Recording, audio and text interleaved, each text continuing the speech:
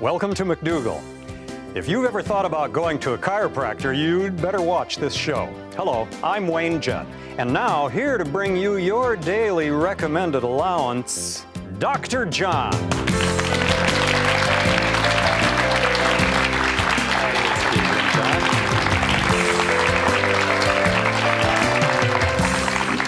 So, how are you, John? Well, I'm just fine. Good. Just fine. I was just thinking about all the things that I learned in medical school And forgot.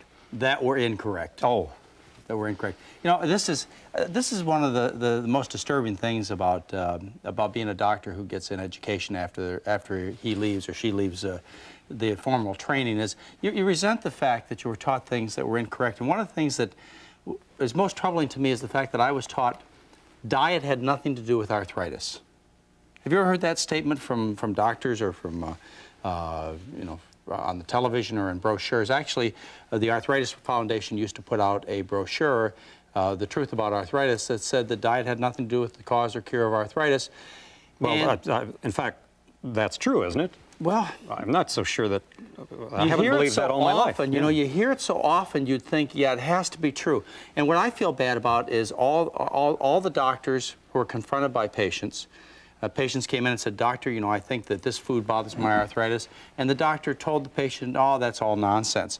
And the doctors missed an opportunity to really help their patients because of this kind of misinformation that's out there. Interesting. And I feel sorry not only for the doctors because they couldn't have helped, but I feel sorry for the patients because they had to suffer terrible arthritis when the information is the contrary. I went, about 18 years ago when I first started researching this, I went to the medical library to look for the strong supporting evidence that allowed organizations like the Arthritis Foundation or all the rheumatologists across the country to make this strong statement diet had nothing to do with arthritis. And you know, after thorough research in one of the best medical libraries in the country, I came out empty-handed. There wasn't a single article that said it, but I came out with a stack of articles. It wasn't real big, but it was big enough that said that diet not only caused arthritis, like rheumatoid arthritis, but diet could cure these people or dramatically improve their situation. John, let me tell you, since you mentioned it, I, not too long ago, went on what is known around the nation as the McDougall diet. I've heard of that. You've heard of the McDougall diet? Yeah.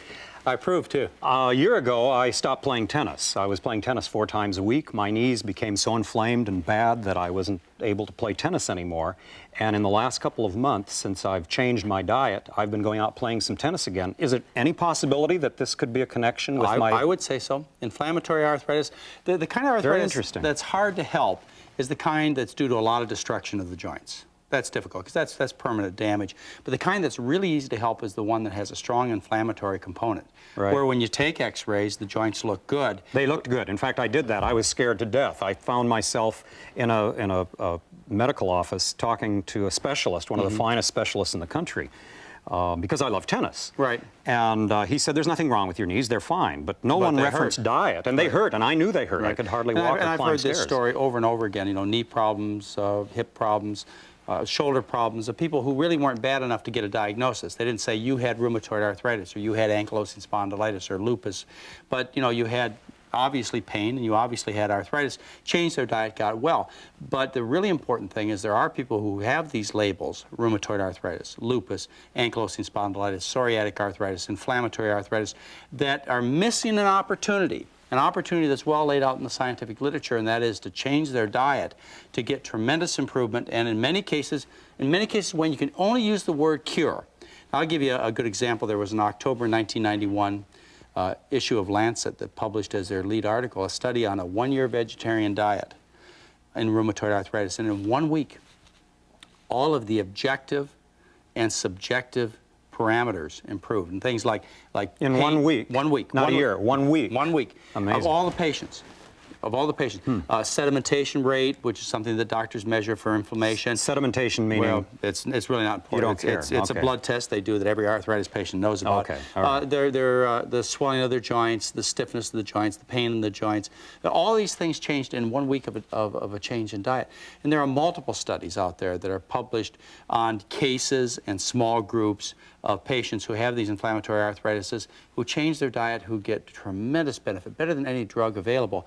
And the sad thing is there's not the economic interest to do the proper studies that ought to be done, where we take large groups of people, put them on a good diet, and compare them with people who don't go on a good diet. There's just no incentive from any part of industry to do that. And so it's likely people will continue to have their joints destroyed, continue to suffer, until there's enough information accumulated so that every doctor is going to have to scream, just like they do today with diet and heart disease. Every doctor is going to have to scream out to their patients, yes, it is true that arthritis is caused by an unhealthy diet, and yes, you can do something for yourself.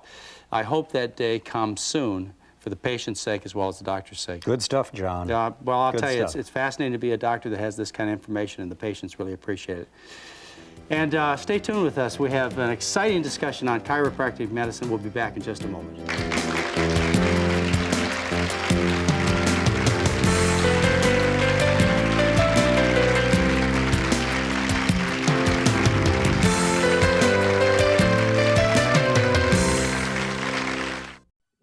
You can learn English at home. Watch Hello Channel.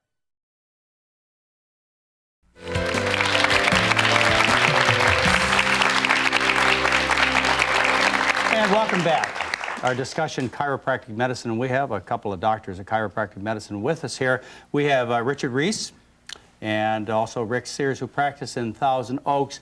Now, you know, there was a day when to be a medical doctor sitting next to a couple of chiropractors in this situation, I would have risked my reputation, if not my license. Yeah. But things have changed a lot, haven't they? Well, I think due to shows like this in the last 10, 15 years, you have quite a bit of the news media showing people that chiropractic is safe and effective, and quite a few studies that are done not just by chiropractors, but by MDs as well, specifically one that just came out in December of last year of '94, where the Department of Health and Human Services fortified pretty much the chiropractic tenets of manipulation for acute low back care being superior to acupuncture and even in certain cases physical therapy. Yeah, but why is it that the chiropractic profession has gotten such a bad reputation? Well, I think it has a lot to do with the training of chiropractors, let's say at the turn of the century. And actually, at that time when chiropractic was officially formed in Iowa, most of the chiropractors that were learning anatomy and physiology were really not too well versed in medicine, pharmacology, and many of the same classes that students in medical school. Well, I'll tell you, if you're too politically correct to say it, I'll say it. It was an orchestrated campaign against chiropractors by medical doct're. I think that That's what it was. It was. It was, and there's true, no and it's question come about out. it. And there have been some legal cases, they're very important legal cases that have helped establish the fact that the medical profession has tried to put the chiropractic profession out of business. That was Dr. Chester Wilk of Chicago, and I believe the settlement was about 5 years ago. And that had to do, I think, with the fact that we were heading towards managed care, and that there was an economic reason why the AMA, or the Medical Association per se, was so horrified that chiropractors were taking part of their business away. I mean, 80% of doctors' visits today constitute headaches, back pain, neck pain, many musculoskeletal complaints, as you were talking about Competition. earlier. Right, exactly. Yeah. But the thing is patients keep going back to chiropractors, and the reason chiropractors have such great businesses has to be one thing, as far as I'm concerned, the bottom line, and that is that the patients are satisfied. They are satisfied. And so, That's right. you know, that speaks louder than the medical business does toward the chiropractor. That's But right. things are changing, and I see clinics around where medical doctors and chiropractors are working hand in hand to take advantage of your skills. That's right. In What do fact, you think you guys could help most? I mean, if you had an ideal patient walk in your office, what would you like to see? Because you know that patient's going to leave with the biggest smile if you get to treat them. I would like to see a little bit of low back pain. Low back pain, good stuff, yeah. huh? There's Yeah, literature supports that too, doesn't Yeah. it? We can take care of somebody that's walked in with a little bit of pain that's, you know, really kind of bother them at home. We could bring them in, and after a few treatments, they're feeling great. I think that one of the things that people see, that there tends to be a specialty, and that is that chiropractic treats low back pain. 47% of our patients are low back pain patients. 40% might be involving shoulder, neck, and 12-13% may constitute other ailments. But specifically, you know, 87% of our clientele will be people that have acute low back, neck, or other shoulder extremity problems. Now, chiropractors, they differ in the schools they've been to, just like medical doctors are going to differ in their, their bedside manner, their qualities, and so on. Is there any advice that you'd give somebody that was seeking a chiropractor to help them? I mean, how do you sort through the good and the bad? Well, I think first you got to go by referrals if you can. Kind of reputation. Reputation, sure. Anybody that's recommended somebody that's to a Should you chiropractor's feel getting results. better, and once you initiate this contact with a chiropractor, I mean, should you take the attitude that you ought to feel better when you leave the office than when you went in? Because I have to tell you, too many times I've had experiences, and so have my patients, where they've felt worse when they left after the treatment. Or is that part of the treatment? Well, Not painful, it doesn't work, right? Well, I know, personally, I like to see them walk out with a smile on their face, but sometimes it's like you do the treatment, the therapy, the manipulation, whatever, and they leave, and they might have a little bit of a, it's kind of like exercising for the first time. You're changing things in their body. There's some structural changes. The muscles are changing. All that popping noise, I mean, it makes you think something's happened. Yeah. I think the patient oftentimes will feel discomfort after treatment, but I always tell them you're going to feel discomfort if you have an injection, you're going to have discomfort if you have surgery. There's changing occurring in the body, as Dr. Sears talked about. And is it just the manipulation of the bones, the popping sensation, the realignment that makes a difference, or do you think something a little bit more complicated than that's going on? I guess the chiropractic business has some theories about changing the nervous system when you, can you explain that to me? Well, I would like to... Or am I going too No, far? no, not at all. No, you're right. I don't want to lose the audience on this, but I'd like to use the example of a musician or somebody who's taking a music lesson for the first time. You don't know quite where the keyboard's located. As you play those keys and you know where the fingering is supposed to be, you can close your eyes. You don't even have to look at the keyboard. And the same thing is true with alignment of vertebra. What happens, the nervous system has its own memory of where those vertebrae should be. And when you position them as a chiropractor and you're doing it repeatedly, you're introducing this new information, and it's the same thing. The body's learning where that position should be. We think of chiropractors as mainly doctors who manipulate people's bones, crack the neck, and so on. But actually, a chiropractor does a lot more in the practice to help people. Sure, we evaluate people when they come in. We see what their problem is, and we listen to them. We listen to their problems. Then we actually touch them. We're doing a little bit of massage or palpating, feeling to see what the problem is. And I think the patients get a lot out of that also. You probably also spend time with them, too. Time. I mean, when you write a prescription, you can get them out of there in 30 seconds. Yeah. Exactly. But you guys have to talk to them. Right. Well, I've always felt that oftentimes people will say, my chiropractor or my MD walks in, spends 2 minutes, and out he goes. You can't evaluate. Chiropractors do that, too? Some of them do. Just go in, pop, and out of the door? Exactly. And you can't evaluate how a patient's doing if you can't ask them, how are you feeling? Right. What's been going on with you since the last time we saw Well, you may not realize this, but a lot of medical doctors these days are learning that, too, and we're starting to talk to our patients also. Good. Right. And getting better results. There's a lot to the chiropractic business, and Rick Sears and Richard Reese are going to tell us about it. They brought some interesting demonstrations along for us, so stay tuned. We'll be right back.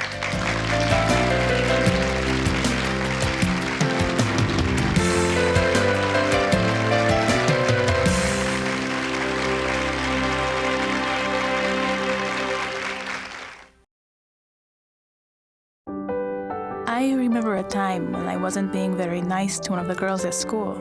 I didn't think it was a big deal. But in one sentence, my mom helped me understand. She said, "Mija, you need to treat others the way you want to be treated." I thought about that a lot. I still do. Life's most important lessons are best learned in the home. A message from the Church of Jesus Christ of Latter-day Saints. Learning a new language can be difficult and discouraging, but it doesn't have to be. Hello, I'm Karen, introducing Hello Channel, the revolutionary new channel designed especially to teach English. If you can speak English, the future is open for you, since speaking English means greater opportunity and higher paying jobs. By watching Hello Channel, you are immersed in this valuable language. You'll hear the words being spoken.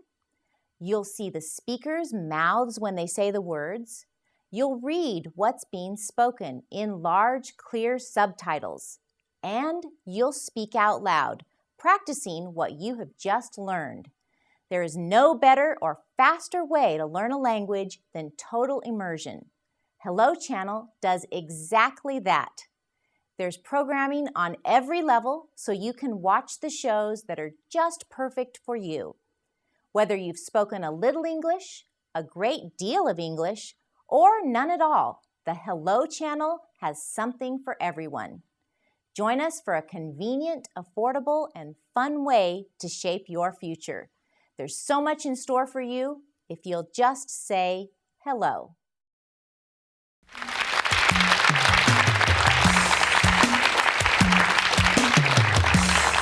And welcome back. The discussion is chiropractic medicine with us. Richard Reese and Rick Sears, they practice in Thousand Oaks, California.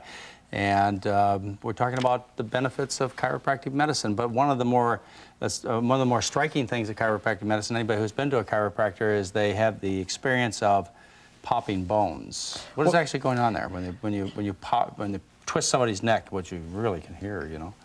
Well, first of all, the idea of the release of the vertebra. Sometimes it will be an audible, as we call an audible release or audible click or pop. But basically what that is the vertebra has two joint spaces on each side, and the vertebra is tilted to one side. Obviously, one side is narrow, one side is gapped. Mm-hmm. And the idea that when you're realigning the vertebra, you're not cracking or making that kind of noise. It's basically the joint space on the side that's narrowed is jammed together. The muscles are relaxed. The patient's in a passive situation. The vertebra is relaxed, and you hear this popping or gapping noise. It sounds like a click or a pop because obviously it's not such a small bones joint. rubbing together. No, of course not. And oftentimes, obviously, because the vertebra being so close to the neck and you're adjusting the cervical spine, that sound reverberates because there's bone conduction of sound as well as. So no risk of breaking a bone. Not at all. Not too many Arnold Schwarzenegger movies, I think, but there's no chance of that happening. One of the things about chiropractic medicine that's come to my attention many times is the X-ray machine. It seems like most chiropractors have an X-ray machine. Having an X-ray machine in your office, whether you're a medical doctor or a chiropractor, brings about the question as to whether too many X-rays might be ordered. Because after all, every time you turn that switch on, you make $50, $100, and so the patient worries about it, and the question of ethics has come up many times. Is that X-ray machine necessary for the practice of chiropractic medicine? Well, I think in some cases it is. I know that in our office we don't X-ray everybody that comes in. It's not routine, because some chiropractors I've heard say, unless you get the X-rays, I can't treat you. Well, that's a medical legal issue, and I think that, for instance, if we belong to a managed care organization and they say that you're going to have to take an X-ray on each patient because we're not assuming the liability you are, and we won't take you on as a member of our panel unless you are accepting that liability. So you see, it's a medical legal issue. Obviously, if you're a 25-year-old aerobics instructor who's pulled a hamstring muscle, there's no point in X-raying. But if, as recently, having a gentleman who was 63 years old come in with lower back pain for several months, who was up at night from the pain, that's a red flag. X-rays showed he had metastatic tumors. Oh boy. So there is a time and place for each decision. The other criticism that, of course, you got to understand, you're talking to a medical doctor, that I've heard is that the X-rays are not of good quality. Is that still true today? I don't think so. You know, because radiologists will often say that, is that the X-rays taken in a chiropractor's office are not of good quality, not worth the film they're printed on. I've heard it many times. Well, I don't see how that could be. We have a fairly new X-ray. We have rare screens which show up the X-rays faster, and so you don't need as much X-ray. They're very clear. And I haven't had a problem get a lot of training when I in send reading them the out. X-rays? Oh, absolutely. In fact, our particular instructor has been invited several times by the American College of Radiology to speak at their conventions. So he's held in high esteem, not just by our profession, but also in colleagues in the medical radiology field. But considering the way medicine, on both chiropractic and standard medicine is practiced, I don't think a patient should leave down their guard and not question whether or not the X-ray is necessary. Do you? Oh, I absolutely think the patient's rights should supersede any treatment plan, and it's up to the patient to decide whether they want. But understanding, of course, there's risk and benefits with any decision. You brought some other things along too.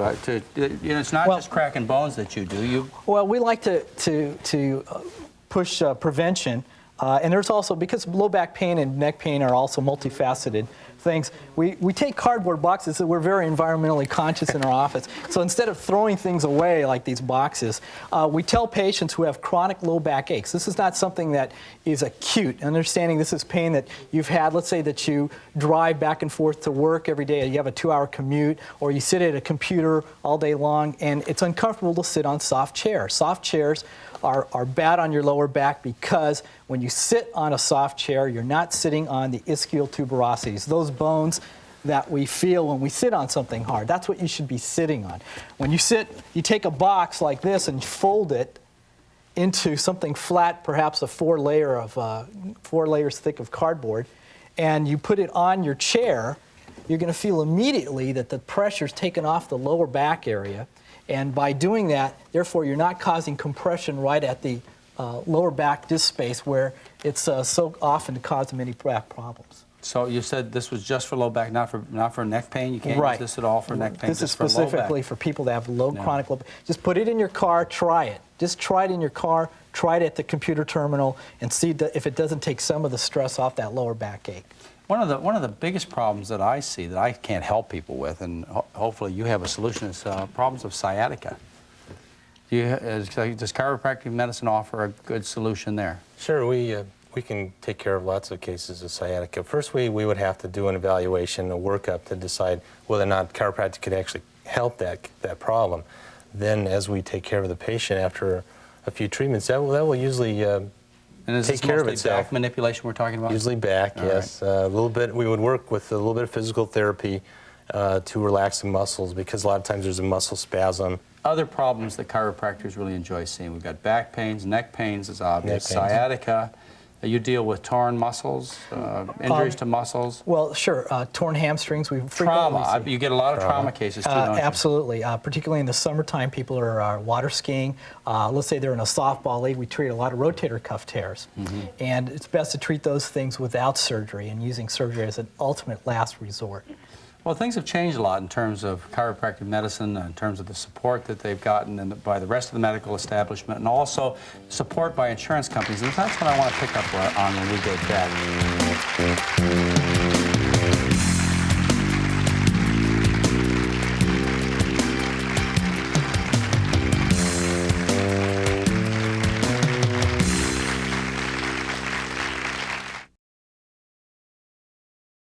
Well, why don't we just say hello?